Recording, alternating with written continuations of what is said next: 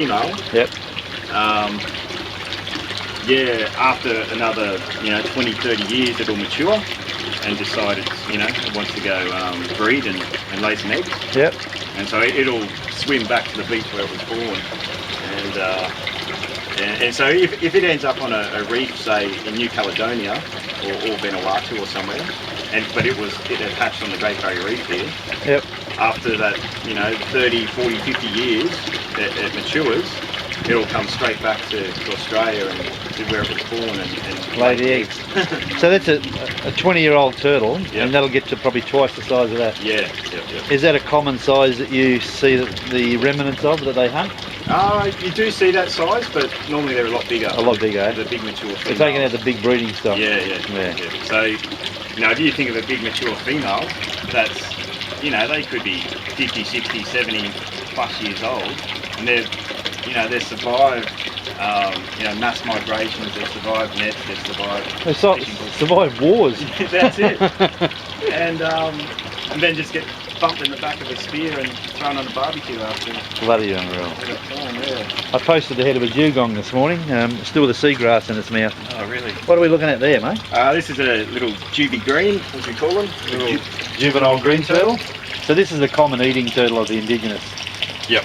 They don't really target this size, but I know they do still get them at this size. Just unreal. But, why is that one flat on the bottom? What do you reckon? What would be wrong with that turtle? this one, it hasn't got the floating disease, but you can see its neck's quite skinny, so it's quite emaciated. Yeah.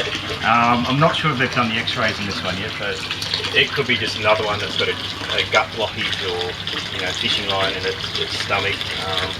It hasn't got any marks on it, hasn't been hit by a boat or anything, so gut blockage is quite a common thing. So.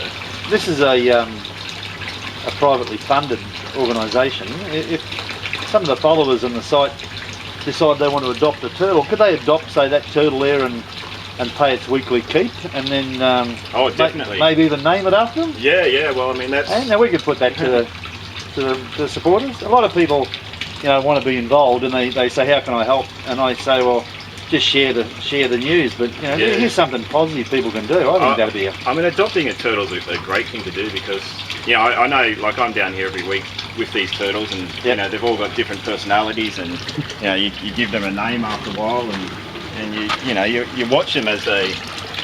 Have you named this one, or is this just no, all these ones are pretty new, so you try not to name them too early because in case they go, some of these still aren't feeding yet. They've still just come in, and some come in, they'll start feeding straight away. Yep. Others, they're still a bit cook and take a while to feed. But how old will that little bugger be?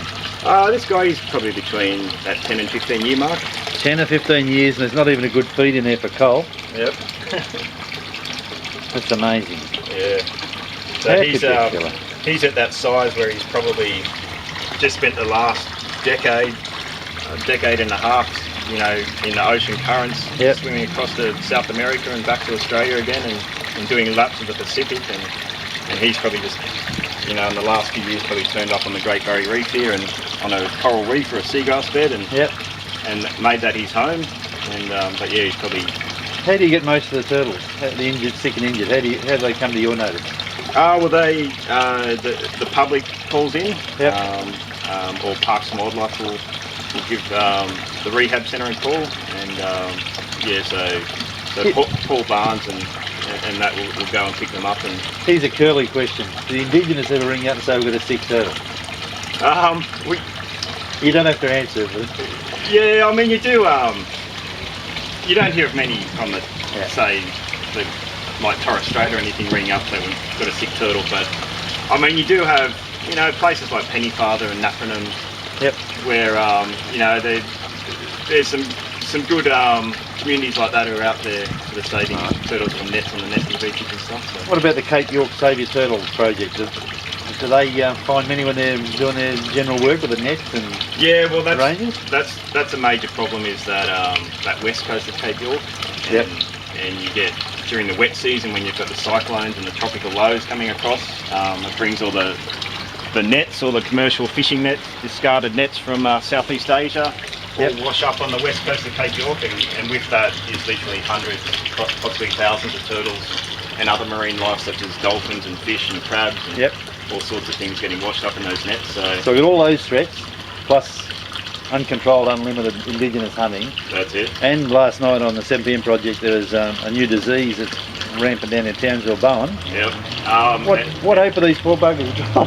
Well, I mean, that's the thing. It's they're under a lot of pressure, these guys. I'll say.